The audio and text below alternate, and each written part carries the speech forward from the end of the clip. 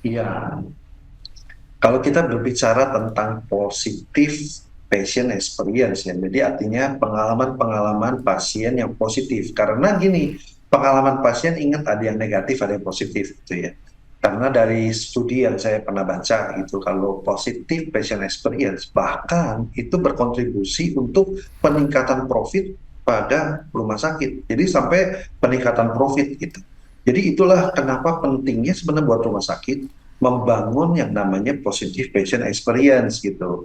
Ya kan bayangin sih kalau kita yang jadi pasien dan kita merasa bete gitu ya, kita pasti akan berkoar-koar dan kita pasti akan tulis di sosmed kadang-kadang begitu ya. Iya. Walaupun banyak yang juga melanggar ITE, tapi itu semua bisa terjadi dan kalau itu terjadi reputasi rumah sakit akan lebih buruk. Nah, apa sih yang disebut sebagai cerita-cerita apa yang disebut sebagai positive patient experience? Nah, saya bilang nomor satu itu adalah mulain tadi ya kalau kita cerita bagaimana pasien itu masuk ke dalam area service kita sampai dia pulang ya dari area service kita. Aspek-aspek itu banyak ya di dalam patient journey itu kan banyak sekali. Nah, aspek-aspek itu yang harus diukur. Jadi nggak bisa kalau namanya patient experience itu kita bilang ya dia kayaknya pasiennya happy gitu ya. Tapi kalau kita ukur belum tentu itu mungkin semuanya happy gitu ya. Nah jadi bisa jadi mungkin oh di bagian penerimanya ada room of improvement yang kita harus lakukan atau di bagian tengahnya saat dia berada di ward gitu ya atau di bangsal ya ketika dia dirawat di situ mungkin banyak hal yang bisa kita improve gitu ya. Dan jadi ada tahapan-tahapan yang memang kita bisa ubah untuk membangun positive experience yang lebih baik gitu. Jadi kira-kira gitu sih pasien. Artinya setiap proses itu harus ada standar dan pengukurannya ya, Pak Betul dong. Galatia ya. Iya. Ah, Jadi jadi kalau memang ya, kalau namanya proses ya itu memang kan kita biasanya punya namanya SOP gitu ya. Nah, SOP itu sebenarnya apa? SOP itu ya standar. Jadi kita standarisasi supaya bisa lebih baik. Cuman kalau SOP itu kan manual, ya kan? Dan kalau kita nggak ukur, ya SOP itu nggak jalan sebetulnya. Jadi kita harus ukur keberhasilan dari SOP itu gitu. Jadi dalam setiap tahapan itu harus ada ukuran-ukuran yang jelas dan harus dimonitor. Nah, itu hanya bisa kita lakukan kalau kita menggunakan sistem, ya kan? Nah, jadi kalau sistem yang baik itu lebih enak, kita trackingnya lebih jauh lebih mudah. Pak Galatia, kalau kita cerita smart hospital, apa yang sudah dilakukan Aktivo untuk mendukung smart hospital khususnya yang ada di Indonesia nih, Pak? Baik. Ya, jadi Aktivo memang visinya adalah kita membangun ya atau mengelevasi patient journey yang lebih baik ya. Nah, kalau kita berbicara tentang patient journey itu Aktivo ini berperanan untuk meningkatkan satu patient safety dan juga patient experience atau yang namanya tadi positive patient experience. Nah, di positive patient experience kita ada sarana prasarana yang kita buat ya untuk pasien yang di rumah sakit ya dan juga kita juga punya solusi-solusi nanti untuk pasien-pasien rumah sakit yang berobat jalan atau kadang-kadang mungkin ada pasien-pasien yang kita sebut pasien-pasien paliatif, pasien-pasien yang kronis yang memang kayaknya lebih bagus untuk dirawat di rumah gitu karena terlalu lama nanti di rumah sakit. Nah, selain ini kita juga bekerja sama dengan banyak sekali perusahaan-perusahaan di luar negeri yang mempunyai teknologi-teknologi canggih ya yang kita bawa produknya ke Indonesia gitu. Kita misalnya ada satu alat untuk memandikan pasien. Ya, alatnya cukup canggih ya. Jadi dia sebenarnya bentuknya shower gitu. Tapi showernya itu luarnya itu semprot air, tengahnya itu sedot air gitu. Jadi airnya nggak muncul kemana-mana. Jadi waktu dia keramas, dia mandi gitu ya, itu semua airnya nyemprot tapi disedot lagi, menyemprot disedot lagi. Jadi itu sebagai salah satu contoh kontribusi Aktivo ya membawa produk-produk yang inovatif dan apa namanya tuh dibutuhkan gitu ya. Karena ini adalah juga kita punya juga tuh yang robot-robot ya yang canggih-canggih yang untuk pasien-pasien yang uh, tidak bisa katakanlah turun dari ranjang misalnya ya. Jadi kita banyak pola-pola seperti itu yang bisa kita katakanlah perkenalkan pada rumah sakit. Kalau Bapak melihat sejauh mana Pak penerapan dari smart hospital ini ke depannya Pak untuk di Indonesia, apakah semakin tantangannya kan adalah edukasi, pengetahuan customer, patient journey dan positive experience dan awareness ya, semua kan kebutuhan kan semakin meningkat. Apalagi untuk mengetahui ya dengan smart technology ini Pak di hospital ini kan kontak dari family untuk melihat kondisi pasien, dimana kalau ada beberapa ada standarisasi jam besuk ya Pak ya, jam jenguk di atas jam 10 udah gak bisa. Kemudian kalau terlalu banyak yang menjenguk kan susah itu Pak. Dengan smart hospital ini salah satu device Spira ya Pak ya, itu bisa Iya, betul. mengakomodir. Kemudian ada teman-teman yang dari mungkin dari luar negeri ingin melihat keadaan teman-temannya atau keluarganya, bisa melalui dengan smart hospital atau smart device tersebut ya. Ini Betul. salah satu yang bisa menjawab, apalagi eh, terbatasi dengan jam untuk berkunjung dan kemudian tidak semua bisa masuk seperti itu. Apakah ini membantu Pak membangun Ya, betul. positif Sangat membantu. positif experience dari pasien dan Iya, mereka lebih bahagia? pasti lebih bahagia. Jadi memang kita tahu memang ada pasien itu butuh istirahat, namanya dia pasien sakit butuh istirahat. Makanya memang rumah sakit juga membatasi gitu ya. Tapi benar ya, kadang-kadang sekarang ini Jakarta, Surabaya itu daerah yang sangat macet. Untuk berkunjung ke rumah sakit itu kadang-kadang miss the golden time gitu. Jadi misalnya saya mau besuk nih, ternyata begitu nyampe jam besuknya udah habis gitu kan ya. Jadi sehingga susah banget untuk ketemu. Nah sekarang kalau misalnya dengan Spira, dengan smart devices yang kita buat ya dari Activo ini, maka sebenarnya pasien tinggal connect karena di situ ada WA-nya udah ada di situ gitu. Dan tuh ada kamera juga, jadi bisa sambil tiduran pasiennya buka gitu, bisa sambil ngomong, ngobrol, ya bisa video call ya sama keluarganya gitu ya. Bahkan kalau misalnya ada dokter datang nih, keluarganya nggak ada di sini, ya udah bikin aja video call nih, siapa yang mau denger nih, dokternya mau jelasin tentang kondisi saya gitu kan ya. Ya udah, jadi interaktif. Nanti keluarga pasien mau nanya pun bisa langsung nanya dengan video call itu misalnya. Jadi itu adalah kemudahan-kemudahan yang diciptakan ya dengan device yang memang kita provide gitu.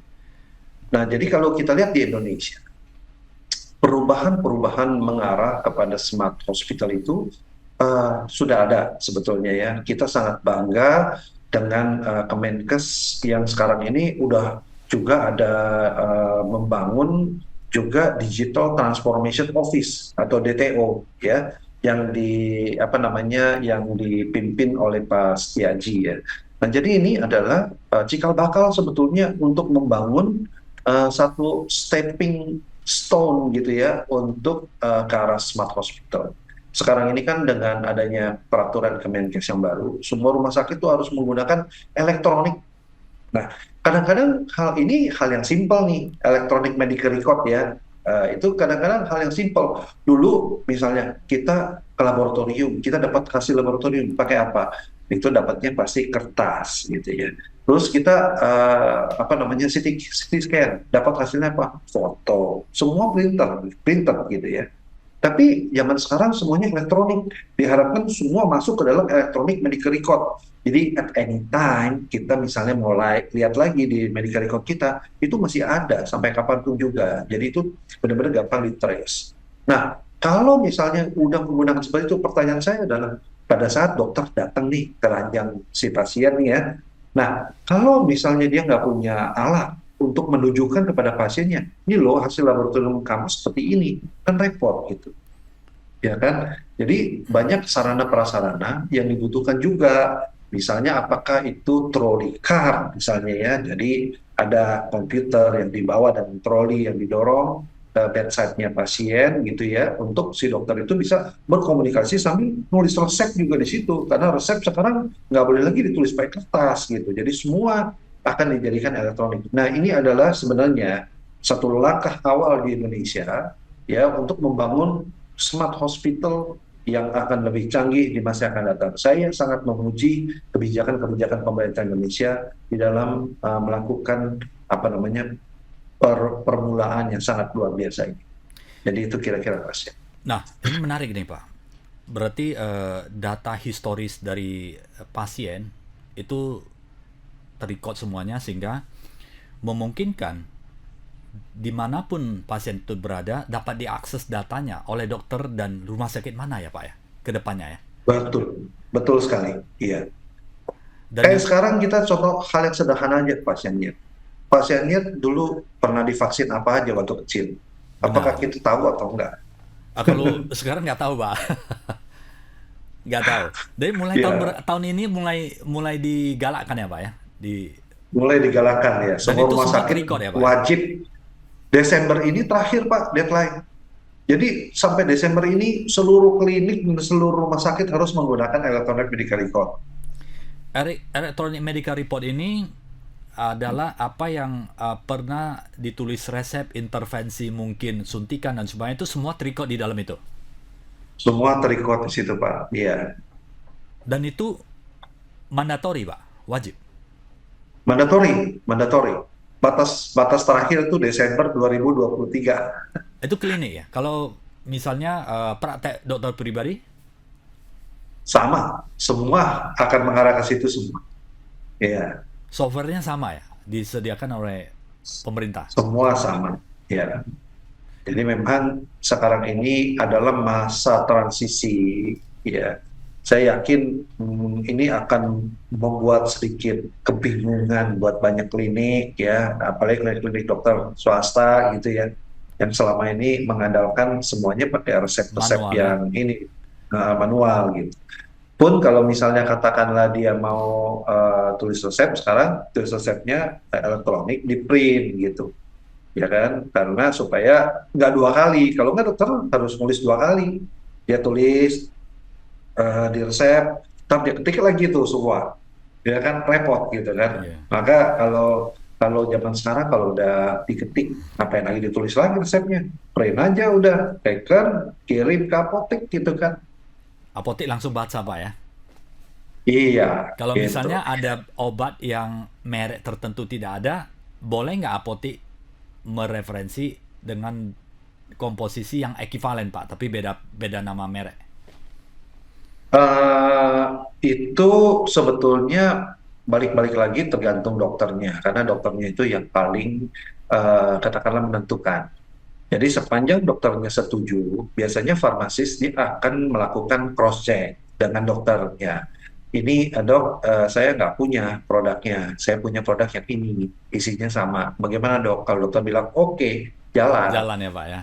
Oke, menarik nih Pak. Ya, Pak Galatia, kalau kita melihat Bapak sebagai apa yang sudah pengalaman di bidang kesehatan ini, penelitian Bapak secara praktikal di lapangan, Pak, di lapangan ya penelitian dan evaluasi secara terus-menerus.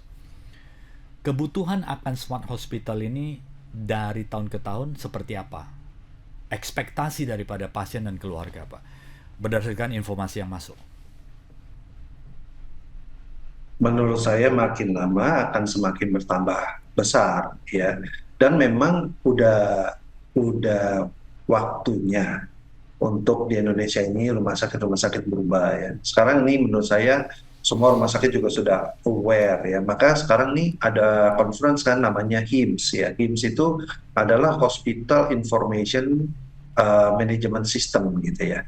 Nah, jadi di HIMSS yang baru-baru ini diadakan di ISBSD ya di Jakarta, itu mereka banyak pembicara dari luar negeri membicarakan semua mengenai bagaimana membangun smart hospital sebetulnya dengan manajemen sistem yang lebih baik gitu ya. Dan itu kolaborasi begitu banyak apa namanya bidang gitu ya, bidang keilmuan juga organisasi.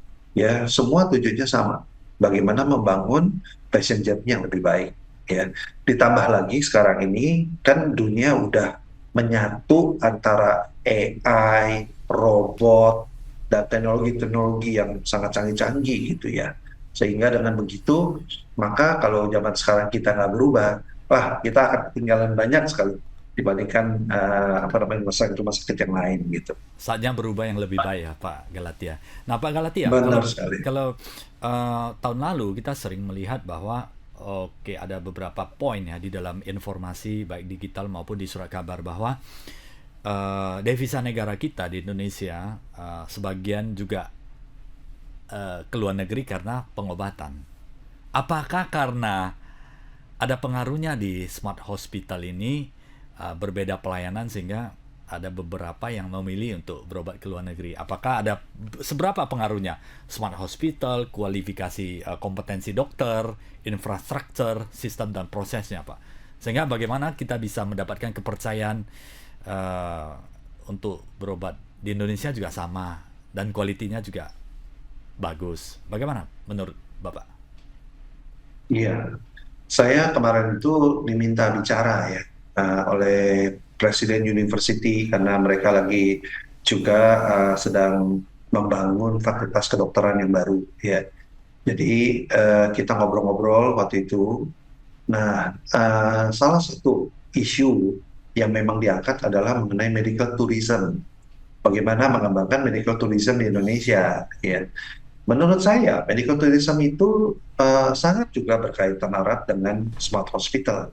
Bagaimana saya misalnya katakanlah percaya mau berobat di Indonesia, kalau memang katakanlah rumah sakitnya itu nggak reliable, ya. Jadi memang nomor satu memang harus ada produk yang memang mau dijualnya itu seperti apa sih, ya. Produk itu harus canggih, ya, pengobatan itu harus sesuatu yang menjanjikan gitu ya. China ya, hal yang simpel misalnya katakanlah, ayo dong, pengobatan itu jangan pakai pengobatan barat doang, pakai pengobatan yang timur gitu ya. Jadi barangkali ada pasien-pasien tertentu yang merasa bahwa ya nih, saya mau mencoba alternatif ya. Jadi karena misalnya penyakit saya kanker dan terminal dan kayaknya dokter yang di Western udah give up gitu kan. Oh, masa saya harus give up? Nah, bagaimana dengan pengobatan timur? Jadi ada satu alternatif, itu aja menjadi satu objek yang bagus untuk medical tourism. Jadi produk nomor satu, betul ya. Nomor kedua adalah price. Nah, apakah price kita cukup kompetitif? Kalau price kita kompetitif, misalnya katakanlah contohnya kita transplantasi jantung gitu ya. Transplantasi jantung itu kan bisa diukur gitu ya. Kalau transplantasi jantung di Indonesia berapa? Transplantasi jantung di Singapura berapa? Di Thailand berapa? Kalau produk kita lebih kompetitif, orang kan berpikir kalau saya biayanya sendiri, ya mendingan saya di Indonesia gitu. Nah, pertanyaan saya sekarang, kenapa banyak orang misalnya katakanlah pergi ke Malaysia untuk berobat, ya? Nah, coba kalau kita hitung, ya, biaya pengobatan yang dilakukan di Malaysia, ya, itu sudah termasuk dokter, termasuk keluarganya nginep di situ, itu masih lebih murah daripada pengobatan di Indonesia misalnya gitu. Nah, kalau itu terjadi, ya mana mungkin katakanlah apa namanya orang mau berobat di Indonesia. Kemudian yang berikutnya lagi gini, sekarang ini zamannya semua pakai asuransi. Misalnya asuransi misalnya dari Manulife. Manulife sekarang itu kalau pada ini tertentu itu kita boleh berobat sampai ke Malaysia misalnya gitu. Ya kan kita bayar premi tertentu kita bisa berobat sampai ke Malaysia. Nah, kenapa kita juga nggak berpikir bahwa yuk kita perbaikin fasilitas, perbaikin smart hospital kita, kemudian udah gitu kita bikin supaya bagaimana caranya supaya cost kita tetap katakanlah efisien gitu ya dan efektif. Nah, setelah itu kita kolaborasi sama rumah sakit, rumah sakit sama misalnya asuransi di luar negeri gitu. Sehingga di luar negeri itu ditawarin, oke, kamu mau misalnya berobat ya di Myanmar seperti ini. Nah, kalau kamu mau berobat di Indonesia juga boleh gitu. Karena biayanya nggak terlalu jauh gitu. Ya kan sehingga si pihak asuransi dia mau biayain gitu. Nah, kalau seperti itu ya pasti itu akan menjadi daya tarik kan buat si buat si asuransinya juga menjadi daya tarik gitu. Oh, berobatnya bukan cuma di ini loh, tapi bisa di Indonesia juga, bahkan bisa di Bali gitu loh berobatnya. Ya pasti akan menarik inilah para wisatawan medical gitu ya yang memang mau berobat gitu. Nah, jadi medical tourism itu sebenarnya seperti itu kalau kita bicara produk, price, dan terlebih penting lagi marketnya lagi ya marketnya. Kalau kita cuma berpikir tentang produk dan ini doang, kita nggak pernah tahu marketnya seperti apa ya. Bagaimana kolaborasi kita dengan rumah sakit yang ada di market kita gitu ya. Kan susah. Kalau si misalnya nih dokter yang ada di Myanmar atau dokter yang ada di Bangladesh gitu tidak pernah merekomendasi katakanlah rumah sakit Indonesia, memangnya ada pasien yang mau ke Indonesia, ya kan? Tentunya kan kita berarti harus menjalin kolaborasi dong. Berarti kita juga harus bikin training-training lah. Kita undang itu dokter-dokter dari Bangladesh, mungkin ya. Kita ajak ke Indonesia, melihat sendiri posisi di Indonesia seperti apa. Nah, jangan begitu, dokter Bangladesh merasa confident bahwa, oh, kalau di Indonesia ini kualitasnya luar biasa. Saya rekomen, gitu. Nah, berarti kita udah opening juga marketnya. Jadi kalau udah kita opening tiga sisi ini, saya yakin medical tourism Indonesia pasti akan maju. Nah, jadi itu sangat menunjang kalau kita juga punya smart hospital gitu. Pasti akan memberikan kenyamanan yang lebih baik dan si pasiennya pasti akan merasa lebih baik dan menulis katakanlah rekomendasi yang lebih baik gitu. Jadi Menarik, seperti itu kira-kira pasiennya. menarik, menarik, menarik. Jadi sebenarnya banyak yang bisa apa ya Pak ya dikembangkan secara terus menerus ya.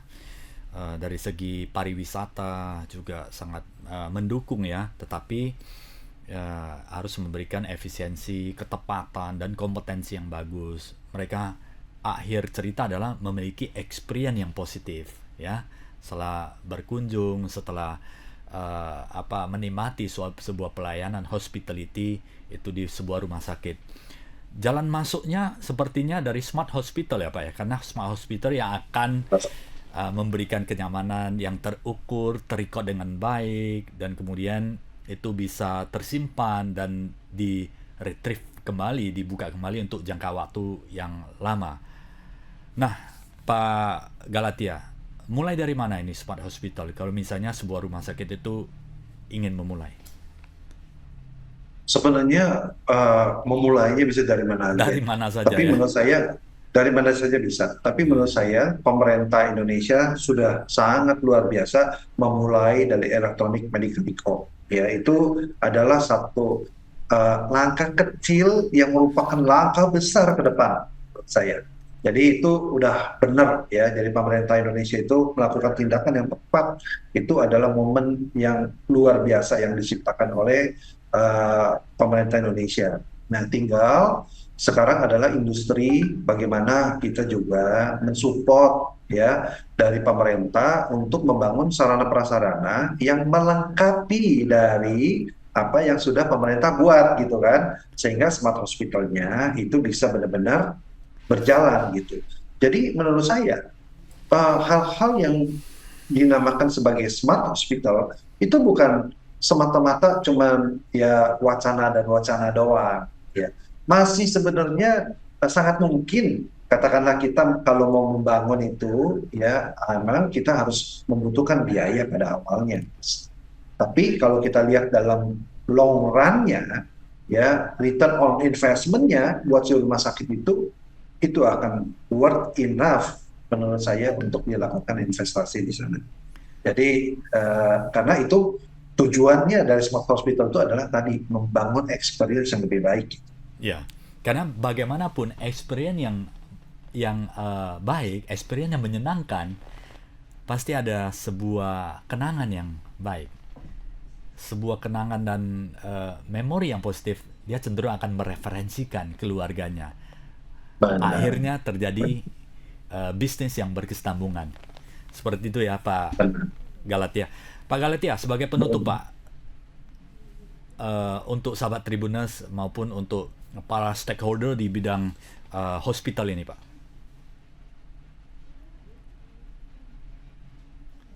Ya, kalau sebagai penutup, ya saya cuman melihat bahwa potensi improvement yang bisa kita lakukan itu luar biasa banyaknya. Aktivo sebagai sebuah perusahaan gak akan mampu, katakanlah cuma satu perusahaan ini untuk memfulfill seluruh kebutuhan yang ada di dalam membangun smart hospital.